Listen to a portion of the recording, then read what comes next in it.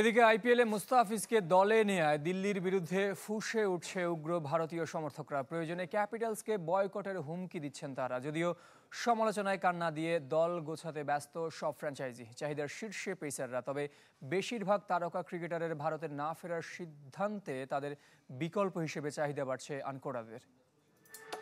বসুন্ধরা ডায়াপেন্ট এখন আরও উন্নত। এই hot air through top sheet দ্রুত শোষণ করে সোনামণিকে দেয় কোমল অনুভূতি।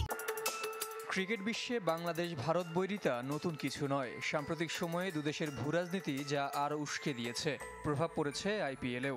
মুস্তাফিজুর রহমানকে দিল্লির দলে নেয়ার পর ফ্র্যাঞ্চাইজিটির উপর বেজায় চটেছেন ভারতের উগ্র সমর্থকরা। কাটার মাস্টারের অন্তর্ভুক্তি নিয়ে এরই মধ্যে সামাজিক যোগাযোগ মাধ্যমে সরব হয়ে উঠেছে ভারতীয় সমর্থকদের একাংশ। দুদেশের বৈরী সম্পর্কের মধ্যেও কেন বাংলাদেশি ক্রিকেটারকে আইপিএলে নেওয়া হলো তা নিয়ে প্রশ্ন তুলেছেন অনেকে। প্রয়োজনে দিল্লি ক্যাপিটালসকে বয়কটের হুমকিও দিচ্ছেন তারা। যদিও পরিবর্তিত সূচিতে এসব সমালোচনা নিয়ে ভাবার সময় নেই আইপিএলের। বিদেশি ক্রিকেটার নিয়ে বিপাকে ফ্র্যাঞ্চাইজিগুলো। বিশেষ করে অস্ট্রেলিয়ান, ইংলিশ ও প্রোটিয়া ক্রিকেটাররা ভারতে ফিরতে না চাওয়ায় তড়িঘড়ি করে খুঁজতে হচ্ছে তাদের বিকল্প।